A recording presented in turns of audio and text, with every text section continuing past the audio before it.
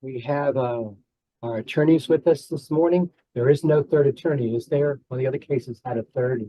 I wanted to make sure I got everybody. My record shows just you lucky too. Okay, with that the case, Mr. Brown, I believe you're here on behalf of the appellant, so I will ask you my administrative question. How much time do you wish to reserve? Or in other words, when do I interrupt you to tell you you're about to invade the corpus of your remainder of time? You may interrupt me at the 15-minute mark. Okay, counsel. I thank you.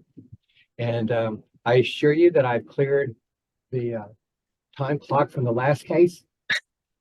That seemed to go on for a while, and I appreciate both of your patience. And with that, counsel, you may proceed.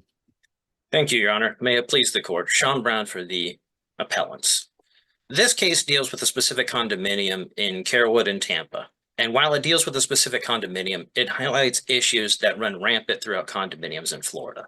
The issues regarding bulk ownership, applicability of certain statutes, and termination of the condominium, and the ability and vested rights of unit owners to vote on certain amendments.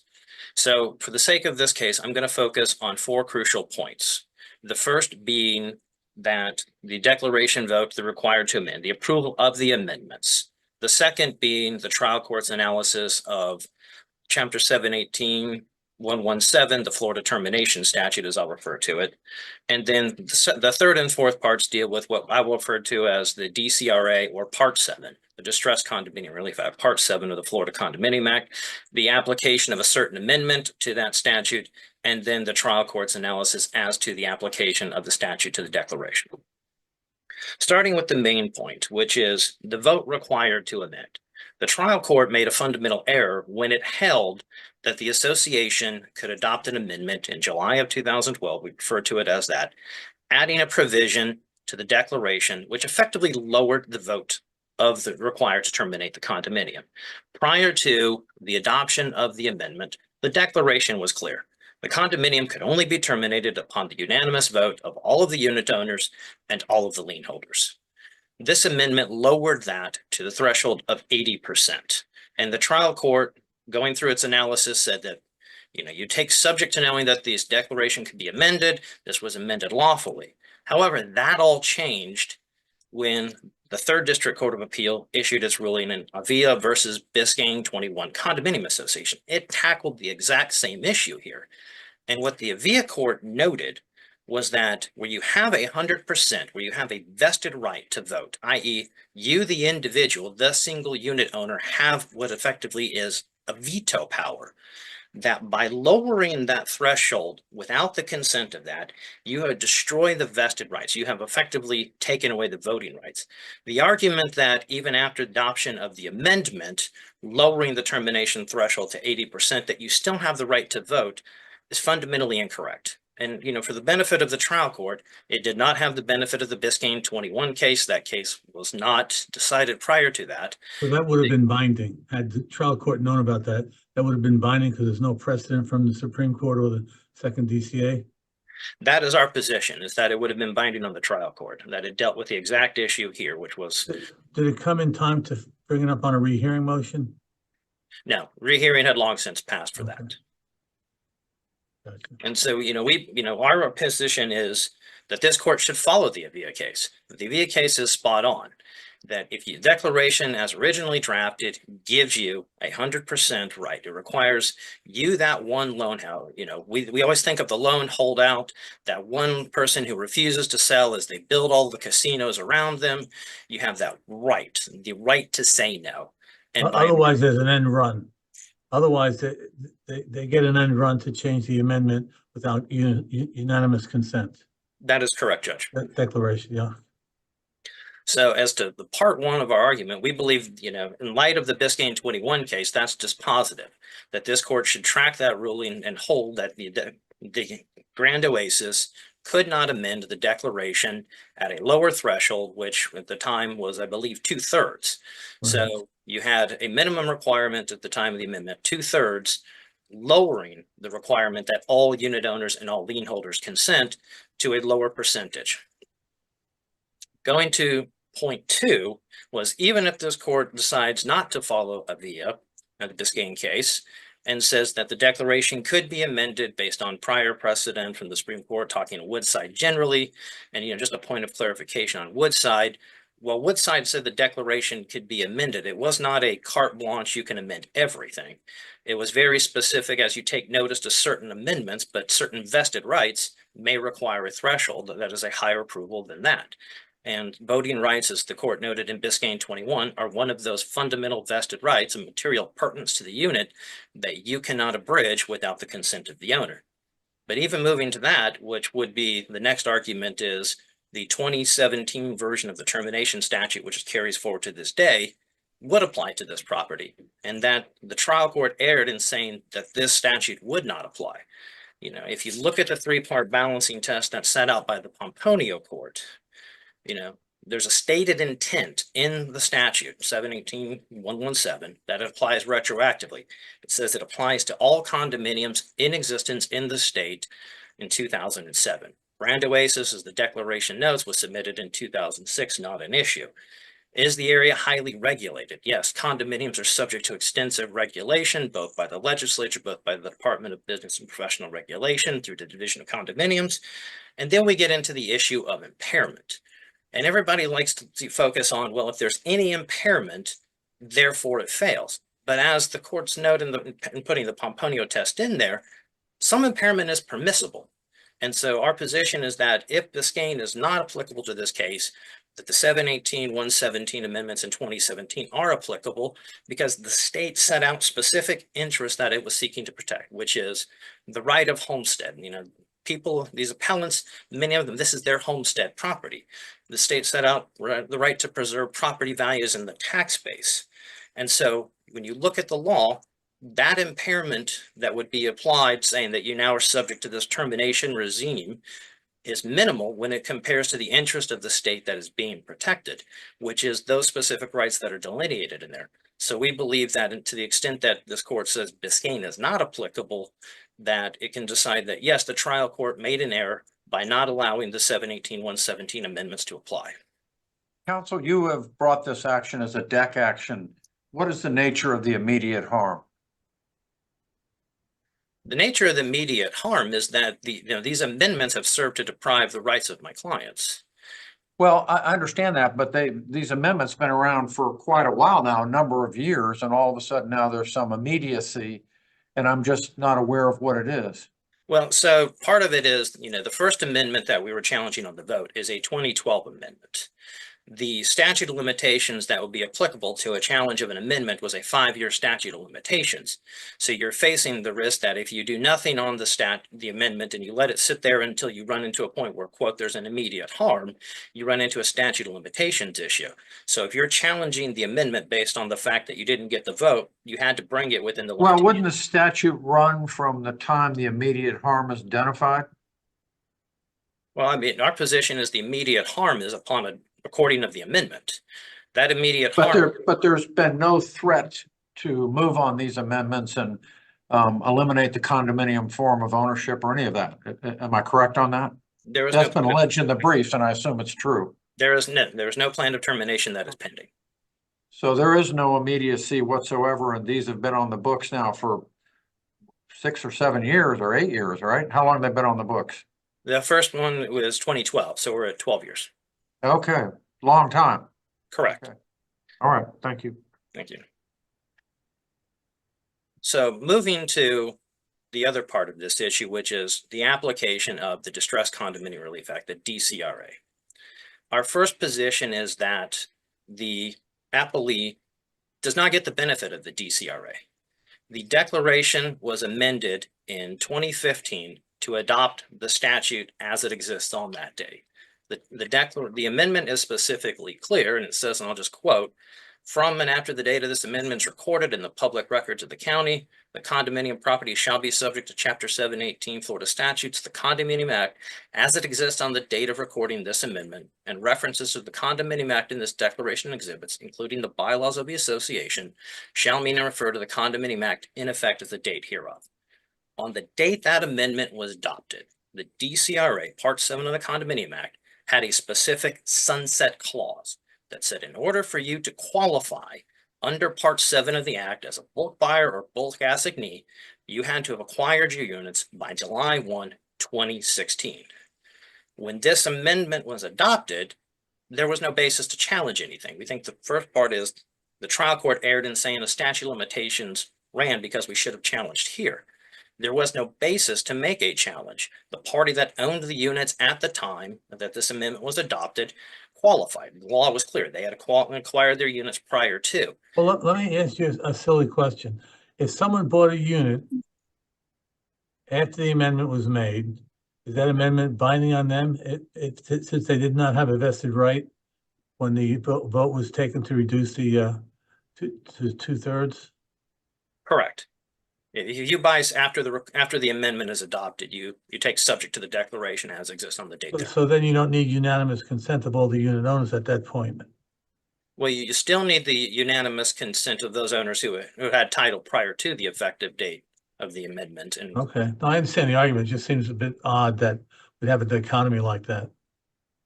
And It is unfortunately, what it is, right? dichotomies are the world of condos, if you ever wanted to sum up in one sentence.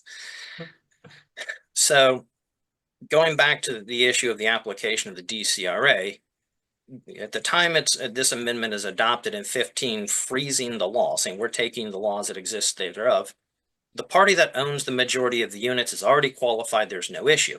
However, in 2019, that entity conveyed all of its units that had owned 800, 900 something to the appellee. And it was at that point that the appellee took title and triggered the issue. Was the fact that while the declaration adopted a law that had a sunset provision for qualifying under the DCRA, the appellee could not qualify for it because its acquisition was after the date thereof. So we think the trial court erred in the statute of limitations issue of saying that we had to challenge the amendment prior to, because the last element of that cause of action had not arisen, which was a party acquiring after the sunset date of the statute. Compounding that issue was then the trial court went on to hold that the DCRA could be applied retroactively to the declaration here in this case. Despite the fact that the trial court did not conduct any of the analysis in the Pomponio, did not conduct any of the three prongs, did not go through that level of analysis, despite the fact that Part 7 of the Condominium Act has a specific sunset provision, despite the fact that it has in its preamble that it states it's designed for a specific purpose for a limited period of time, the trial court did not conduct any of that level of analysis. And so they compounded the error of saying, one, the appellee is not subject to the DCRA limitation and that was in the amendment, that you should have your timely challenge to the amendment, it's barred by the statute of limitations. It then doubled down on the error by saying that this statute applied retroactively, despite the fact that it made none of the findings. And if you would have gone through the findings, you would have seen that it made a fundamental change in that the unit owners, other than the bulk owner, lack the ability to control the condo if the appellee qualifies under the DCRA. With that, I'd like to reserve the remainder of my time. Well, we will reserve the 5 minutes as we earlier agreed upon, and you didn't quite get there, but that's fine. Should the need arise, we'll reestablish that in case council goes over long. You'll hold Thank you. those in reserve. Let me stop the clock, so to speak. Okay, Mr. Burnett, floor is yours, and I see you have mute, remove the mute. That is good. Thank you, sir. Good morning. May it please the court. My name is Mark Burnett. I'm with the Ackerman Law Firm. I'm representing the appellees. There have been. You saw that third DCA case that your opponent claims is applicable and binding now. The case actually, and I'll even give you the site. The case is Avila, A-V-I-L-A versus Biscayne 21 Condominium, Inc. It's a 2024 Westlaw 1080073. And this was cited only in the reply brief, the appellant's reply brief, and that's because this case was only decided in March of this year. Well, it deals with vested rights, correct? Well, it does and it doesn't. In fact, with your permission, let me address this. Mr. Burnett, the opinion has the clause published in it. Is that correct? As I look at it, it has an exception, except as to amendments altering the percentages of ownership as being removed from must be made by not less than 50. It seems that that's a different provision than the one that's was before the trial court. Well, it is, and there are a number of issues with this. First and foremost, it is not a final opinion. It is subject at this point in time to a motion for rehearing, and there are no less than 7 non-parties who have filed amicus briefs requesting that the third DCA reconsider the opinion that it has put out, because it is so contrary to all other existing case law on this point. Now, let me just kind of walk through Biscayne 21, because I think you'll see, as you've suggested, Judge Casanueva, there are some other issues with this case. It's similar in the sense that the case involved a declaration of condominium that required that termination could occur only upon the unanimous vote of all of the members. That is the same situation that we have in this case, at least as to the original declaration. Where the case differs is that in the Avila case, there was a second provision that provided that, notwithstanding any other amendment provisions in the declaration, you may not amend the termination provision except upon the unanimous vote of all of the unit owners. That provision is not located within the declaration in this case. So what happened was the unit owners, the majority unit owners, if you will, voted to amend the termination provision. And that's where the court wound up looking at the Tropicana case from the Florida Supreme Court and relied upon the Tropicana case for the holding that you cannot amend a termination provision that may be implemented only upon 100% vote. Tropicana did not hold that. The Florida Supreme Court did not hold that. It was the fact of the amendment provision that was located within the declaration that required 100% vote to amend the termination provision. In Tropicana, the Supreme Court noted that there was no 100% vote to amend the amendment provision. In other words, there was a 2-step process under Tropicana. First, you had to change the amendment provision by a unanimous vote in order to then subsequently vote to lower the threshold for the termination provision. That didn't happen. That's where this case got off track, the Avila case. We don't have that provision here. In this provision, in this declaration, any provision under section 9.01 is subject to amendment upon a 2/3 vote of the unit owners. There are certain exceptions listed within section 9.02, but none of them have to do with the termination provision. So the question then becomes, can you terminate, or can you vote to change a provision in the condominium, in the declaration of condominium, based solely on the 2/3 vote when there's nothing in the declaration that says it has to be anything greater? The appellants take the position that, well, yes, you have to do more. You have to vote 100% to vote to amend the termination provision. But there's nothing in the declaration. As a matter of contract, this is what the parties agreed. The Woodside Village case and Tropicana both provide that valid amendments to declarations have to be respected by the parties. There is a reference in some of the decisional law that the declaration are similar to a quote constitution, end quote. And so with that regard, I note in this one, the definitional section 3.11 talks about the declaration means the instrument by which the condominium is created as they are from time to time amended there is a provision in, what is it, Amendment of Declaration, that's 9, that specifically says no amendment shall be passed which shall impair or prejudice the rights of the priorities of mortgagees. But there's no other express bar to amendment any other provision, unless I missed it. You did not miss it. 9.02 also has some statutory limitations on amendments. You can't adjust the size of the condo units. Just can't do certain changes to common areas, that sort of thing. But there's nothing in there that says you cannot amend the termination provision. Absolutely nothing. And so we go back to the Woodside case from the Supreme Court and the Tropicana case.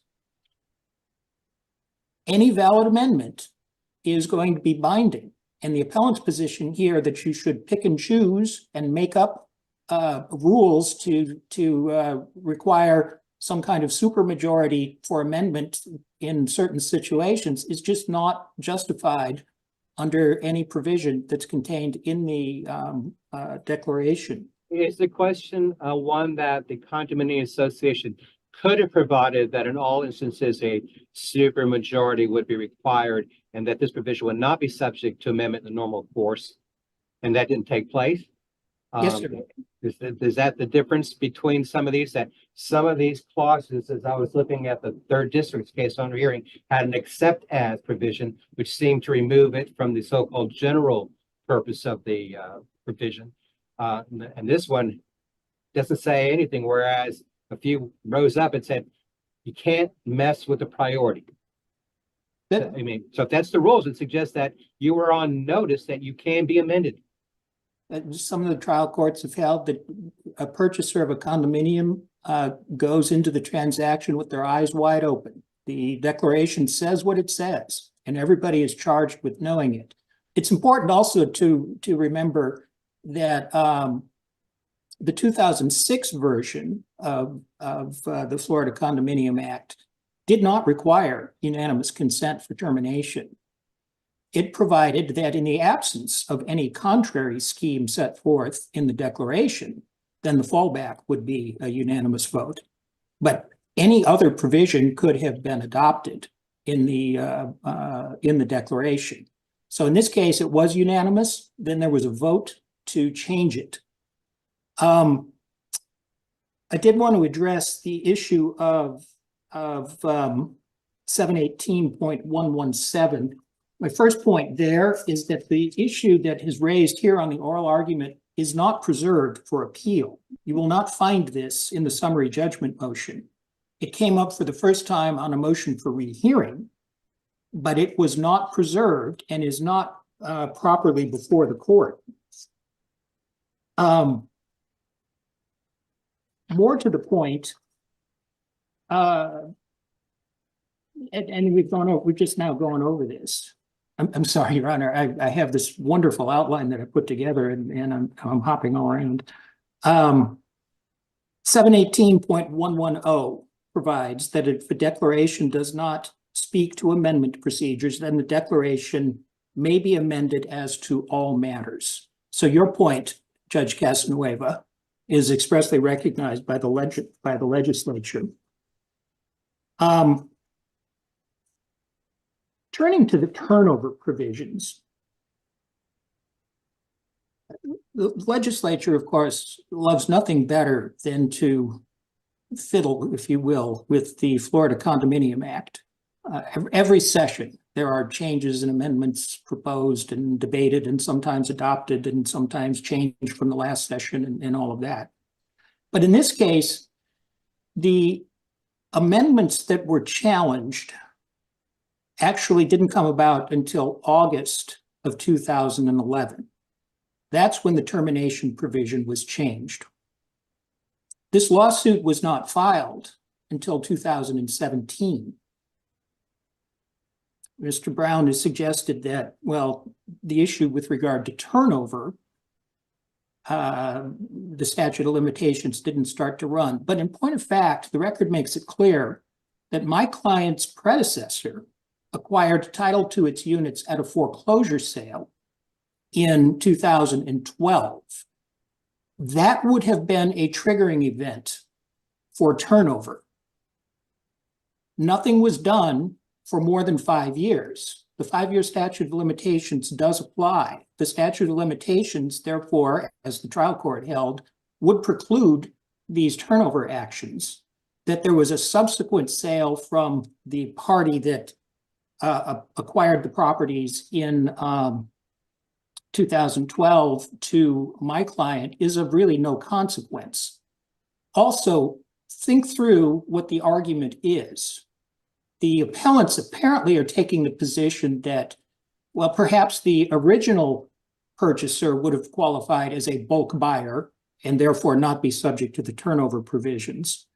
But when they sold it, suddenly now we revert back to making the subsequent purchaser a developer all over again.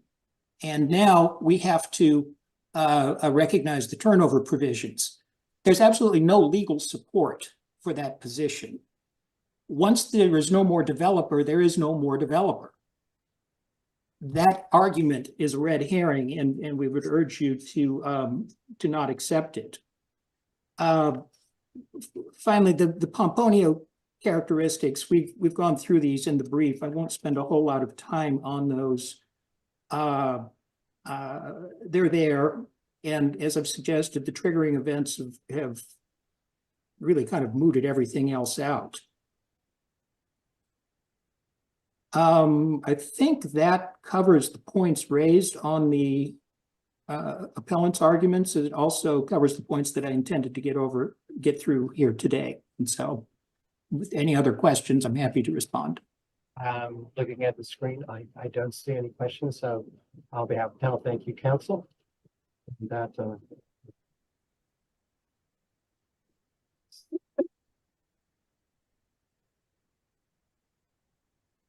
Mr. Brown, you have your 5 minutes remaining, sir.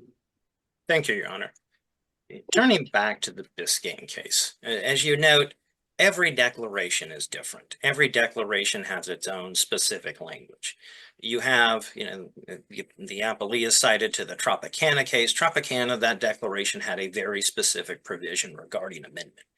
If you look at the Biscayne case, the court notes in its opinion, the declaration also originally on termination of the condominium only upon the unanimous agreement of the unit owners and institutional mortgagees. And while it had a general amendatory provision, it also noted that any amendment that affected the voting rights required 100% approval, a material pertinence to the unit. That's exactly what you have here in the declaration with 10.1 as originally drafted, was said termination upon the consent of all unit owners. And talking about these material pertinent units, the voting rights, that's 9.1 of the declaration. It sets it out very specifically that if there's a material pertinence to the unit, which in this case is those voting rights, you can only compromise those with the consent of the owners. To allow otherwise. Do you mind an interruption to take a short journey to respond to his argument that the statute of limitations expired if you use that 2011 date? You used a different date and you filed within that different date, but he said that's irrelevant. Well, the amendment regarding the termination, amendments are effective upon recording. The recording date is August 14, 2012. So as to termination, we believe we're within. I think Mr. Burnett might have misspoken, was referring more to Part 7, the bulk buyer statute, as that existed at the time. Our argument's not, sort of this broad, grand, challenging the entire structure of the statute. It's that when the association amended the declaration in 2015, it adopted Part 7 as it existed on the date thereof, which had the sunset provision. So our argument to the DCRAs is that you adopted a declaration subject to the Condominium Act that provided that to qualify under Part 7 of the Act, you had to acquire your units by July 1, 2016. The appellee didn't own any units at the time. Its predecessor in title owned the units. There was no argument to be made there. It was only when that conveyance took place that the question arose of, does the appellee qualify under Part 7 of this Condominium Act for the provisions of the protections thereof? Our argument was that with that amendment, freezing it and saying that your qualifications had to be by a date specific, acquiring 3 years after the fact did not allow it to subject it. So the only way the appellee could qualify would be for the court to then rule that Part 7 of the Act, as it existed in 19 and going forward, applied retroactively. So our argument's not challenging its predecessor in title and its qualifications. It's specifically as to the appellee acquiring title after an amendment was adopted to the declaration, picking a condominium statute that had a sunset provision. So that's where we believe the statute of limitations differs, was that it wasn't this 2011 challenge, it was as to when it acquired title specifically and invested. All right, thank you. So I'm going back to the voting issue and the Biscayne, you know, it's our opinion that, you know, yes, multiple parties are filing motions for rehearing. And, you know, part of it is this is one of the first times that you've had a decision come out of a DCA addressing this issue of what has been these amendments coming around and lowering voting thresholds. This is the first one on the topic. So it's no surprise that you'd have 6, 7 different parties seeking amicus status. And I expect that there won't be any of it. But as to what we look here, our position is that the language in the declaration that exists here required the unanimous consent of all unit owners to terminate. That meant it required their consent to amend that provision. It's specific. You know, you can't sit there and strike with a lower threshold a higher requirement. You're taking away the vested right, which is that right to say no, that veto right. That was a fundamental right that was put in the declaration that these people had, and it's, you know, the right they're using to keep. I mean, this is their home. At some point in time, they run the risk of losing their homes. And so for them, having a veto right is paramount. That is fundamental under the declaration. It is the constitution of the condominium. The condominium gave them that vested rights, and you can't take away somebody's vested right at a lower threshold when a higher threshold is specifically required. We fundamentally believe that this court should track with the Biscayne case, that it's dead on point on that issue. We believe that this court should reverse and remand for entry and judgment in favor of the appellants, or to the extent that this court feels that, you know, in light of this, the trial court needs to do some more work as it comes to the application of Biscayne, as it comes to the application of the Pomponio balancing test. In the alternative, we would ask this court to remand for instructions for the trial court to further flesh that out. Thank you, counsel. On behalf of the panel, thank you both for your presentations today. They've been very helpful. That will conclude this case at this time. We are going to take what time is it now? It's 11:37. We'll take a